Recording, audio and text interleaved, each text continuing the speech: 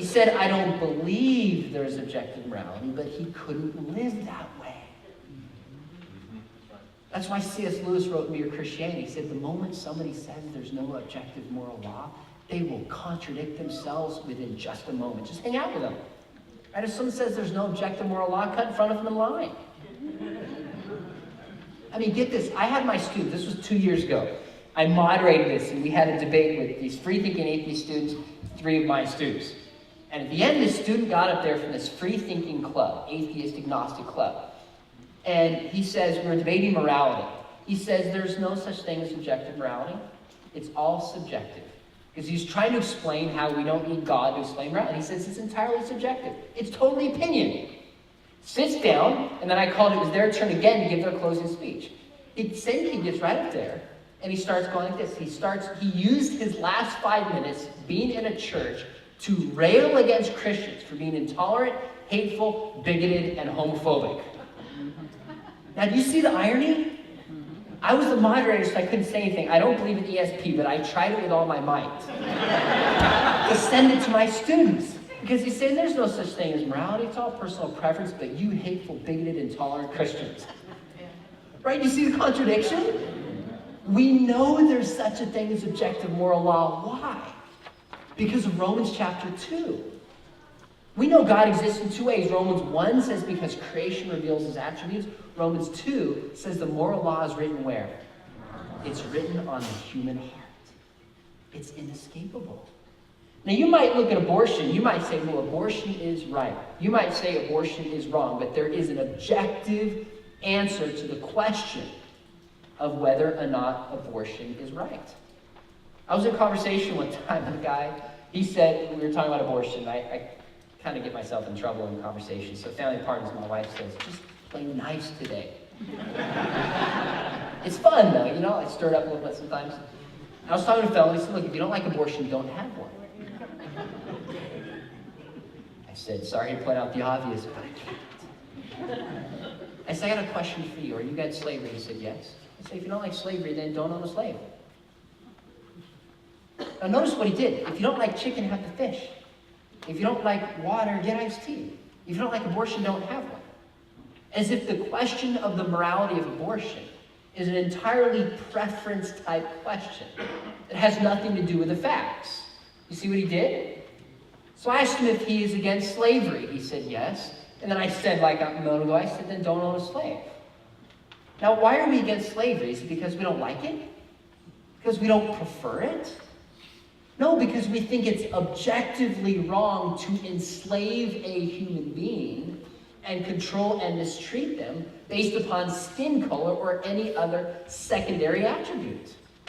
We believe it's objectively wrong. See, here's the question with abortion. I'm amazed how often we miss this in the whole discussion. The question of abortion is this. This comes from my friend Scott Klusendorf, who I believe is the best defender of abortion today. He said, imagine you have, what's your name? Lisa, imagine you have a 5-year-old walk up to you, holding her hands like this, saying, do you have kids? Imagine when your kid was 5 and they said, Mom, can I kill this? What question are you going to ask? So, what is it, right? And if it pulls it out and it's a stink bug, what are you going to say? Go for it. Pull out when it's a cat, you're going to say, hurry up, right? Pull out and it's like a bunny and you're going to stop and go, wait a minute, that's kind of twisted. We don't treat bunnies like that. They're cute. And he pulls out and all of a sudden it's a funny looking, infant from down the street that he grabbed out of the stroller. You're going to say, time out. We don't treat humans that way and you need counseling even though you're only 5. How we treat something depends upon what it is. Right? The question of abortion is, what is the unborn? Is it just tissue? Then no justification is necessary. If it's a member of the human race, what justification is adequate? You see, moral values deal in the realm of objective truth. The problem is our gut instinct and how we've been trained by our secular culture is it's all just preference and it's whatever you like, but there's no truth about it. Now, ice cream insulin, come back to me here for a minute. And then we'll wrap up. I got 3 more for you. Are you ready? Ice cream or insulin? Jesus was a carpenter. Insolent. Jesus died on the cross in AD 30. Even if it ends up it was 29 or 33, that's still an objective claim about the world. Jesus has risen from the grave.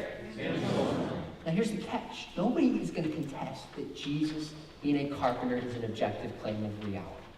No one's going to contest that Jesus dying on the cross is an objective fact. But as soon as you say Jesus has risen from the grave in confirmation of his claims to be God, then you're making a different claim, aren't you?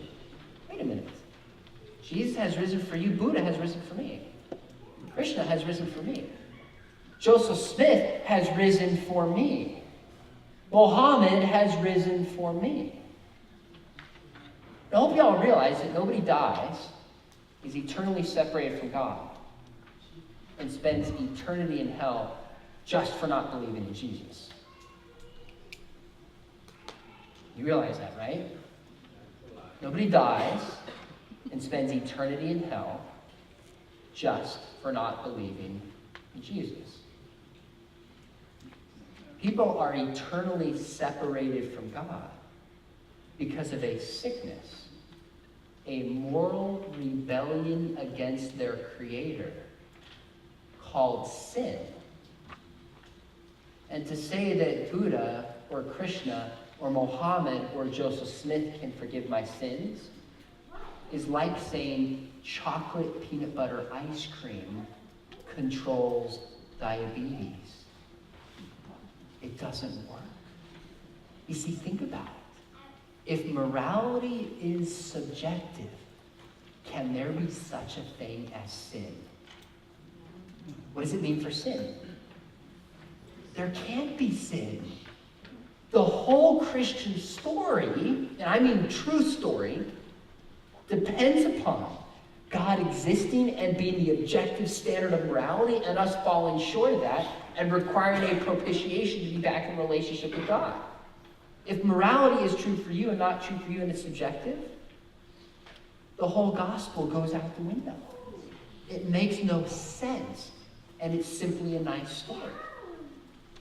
But the uniqueness of Christianity is it's not just a story.